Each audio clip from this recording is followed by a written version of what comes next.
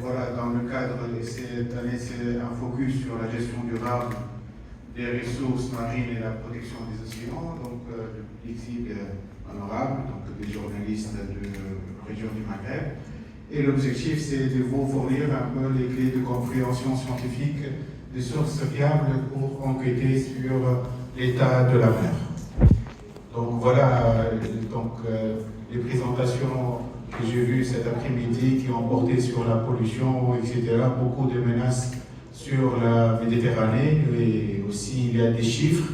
Comment lire ces chiffres? Parfois on est content d'avoir une évolution de la production, mais on va voir après les impacts dans 2-3 ans, etc. après. Donc on voit des chiffres de production aquatique totale de 2,1 millions de tonnes pour une population et des touristes. J'ai entendu ce matin, on parle de 300 millions de touristes qui viennent sur la rive de la Méditerranée et certains touristes, la majorité, préfèrent les produits de la pêche. Donc ce qui fait accentuer la surpêche, la demande et aussi parfois on demande des espèces qui sont hors campagne et pendant l'été, des pizzas per 8 mer alors que les poulpes c'est fermé, etc. Et cette mal compréhension des campagnes de pêche donc surexploite les mers, même avec nos plats. Voilà, s'il vous plaît.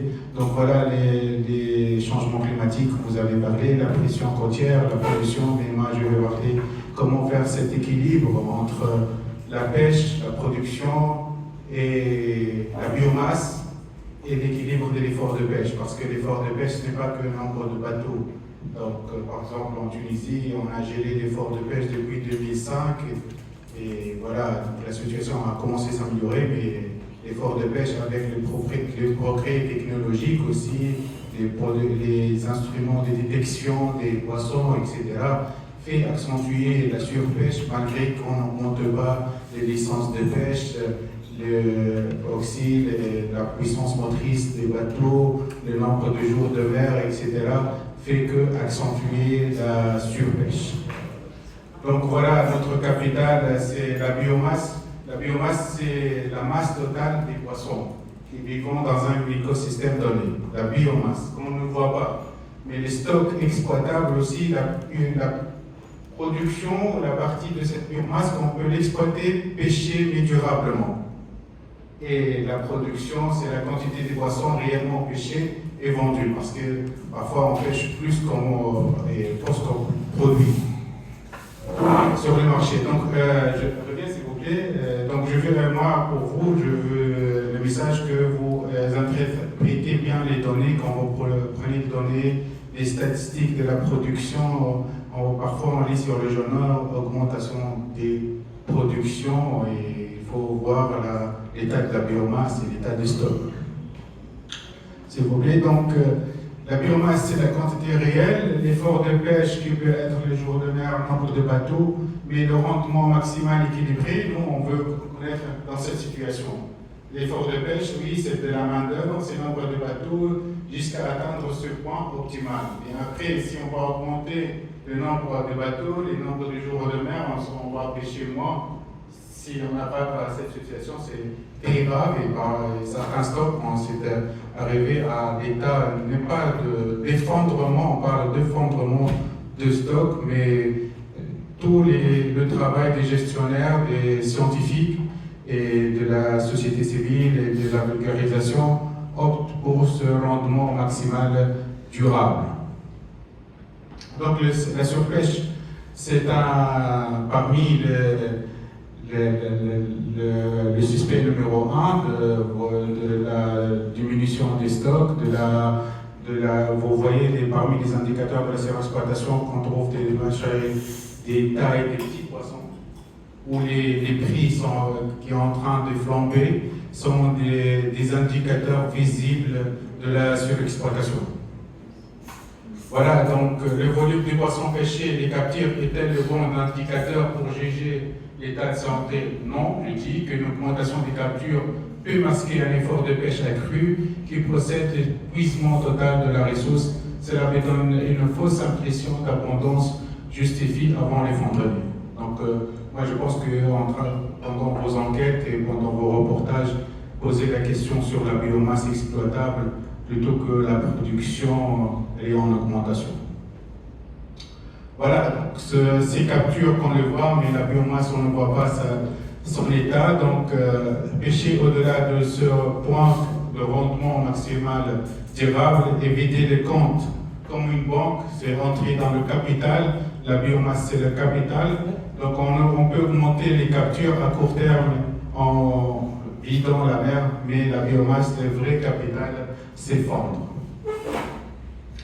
Voilà, donc parmi des espèces qui sont en difficulté ou surexploitées, on parle du merlu nasalé, de la crevette rose de l'Arche, la chevrette aussi qu'on trouve sur les marchés des petites tailles aussi, les rogers de base, vous êtes en train de voir sur les marchés les prix maintenant des rogers de base.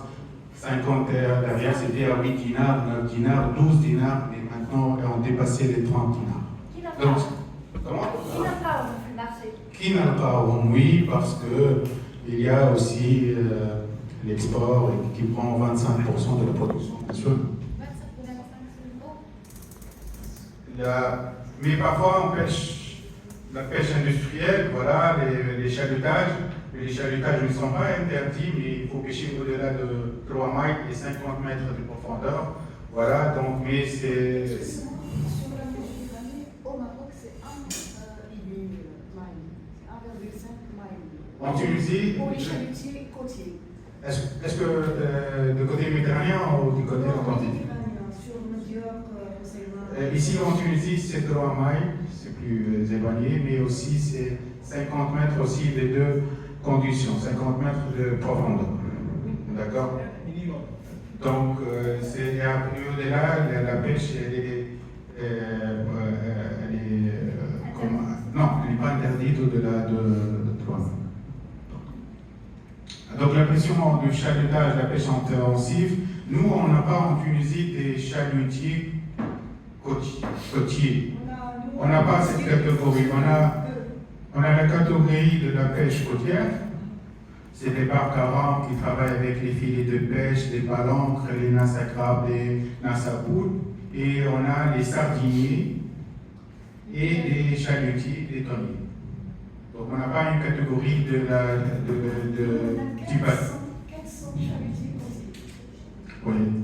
Mais je pense qu'il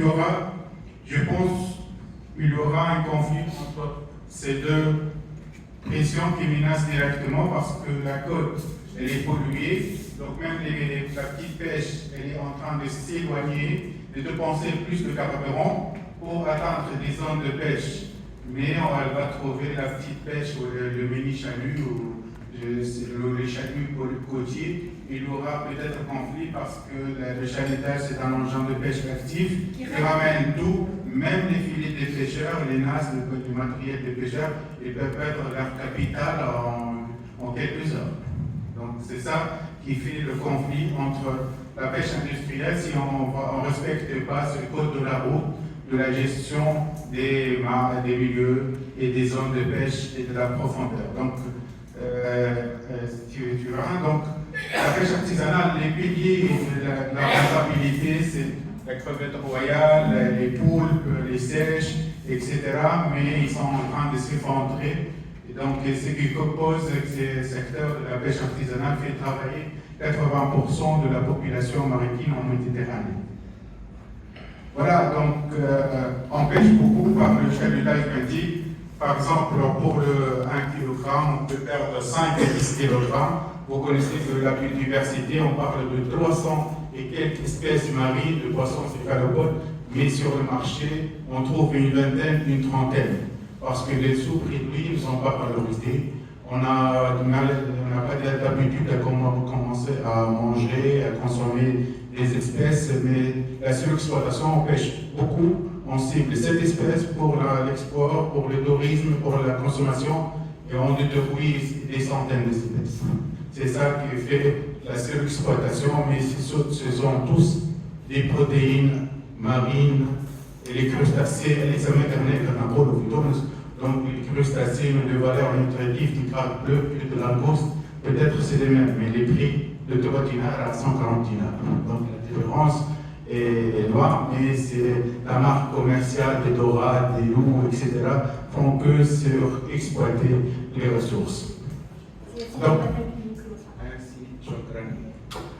voilà, donc les décisions, normalement, c'est un mélange entre, je dis bien, le niveau local et je dis bien, c'est les communautés de pêcheurs, parce que d'après mon expérience, si on va prendre des bonnes décisions, c'est à travers des organisations des pêcheurs qui sont représentatifs. Parfois, on ne prend pas des bonnes décisions parce que les représentants des organisations ne sont pas les mêmes, ou des marailleurs, ou des gens qui ont des intérêts commerciaux. Donc c'est pour ça que je dis, au niveau national, il y a toujours l'administration, les instituts de recherche, soit au Maroc, l'INRAJ, ou en Algérie, aussi au niveau méditerranéen, il y a 2 organisations régionales de gestion de la pêche, les ORGP. Vous entendez de l'ICAT pour tout ce qui est tonalité de l'Atlantique, et la CGPM qui travaille sur les petits pélagiques et les espèces démersales. Excusez-moi. Oui. Est-ce que vous voulez bien nous commenter les dernières recommandations de l'ICAT qui a eu lieu récemment en Espagne, je pense? Je termine. Les quotas pour le thon rouge, l'espadon, les sont donnés aux pays, par exemple Maroc, Tunisie, Algérie. On va continuer à parler de la pêche demain aussi. Peut-être on va laisser oui. C'est un peu serré. Voilà, il y a des outils de gouvernance pour la protection. On peut, sur les aires marines protégées, dans l'objectif d'ici 2030, que l'objectif 30-30, c'est 30% des mers de la planète sont des réserves marines. Voilà, tout ce qui est la CGPM. Après, s'il vous plaît. Donc la CGPM dans le Maroc, la Tunisie représente dans cette enceinte qui vont prendre la décision, mais cette décision elle est contrainte et que leur implication va être dans les ports de Tanger, d'Aspaps et d'Alger. Donc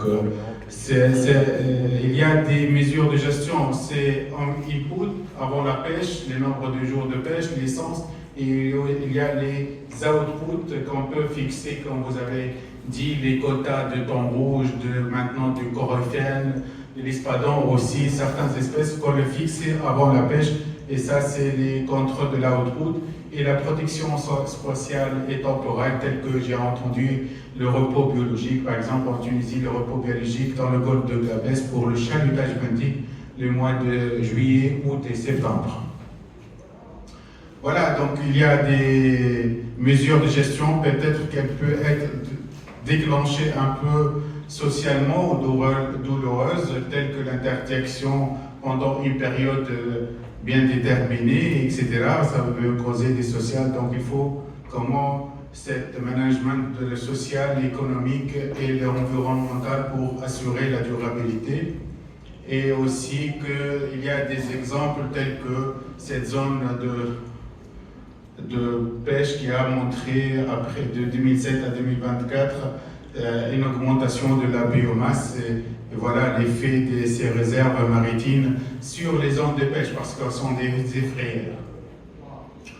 Donc la lutte contre la pêche INN, donc la pêche illicite non déclarée, donc elle doit être continue. C'est un combat qui ne s'arrête pas, il ne sera jamais arrêté. Donc il y aura toujours de la pêche INN, mais il y a aussi en face l'aquaculture durable, l'aquaculture aussi à petite échelle pour récompenser cette demande en protéines d'origine marine. Voilà donc les résultats d'après la CGPM qui ont été publiés en novembre 2025, que la surexploitation a diminué dans 10 ans de 97%, on est maintenant à 52%.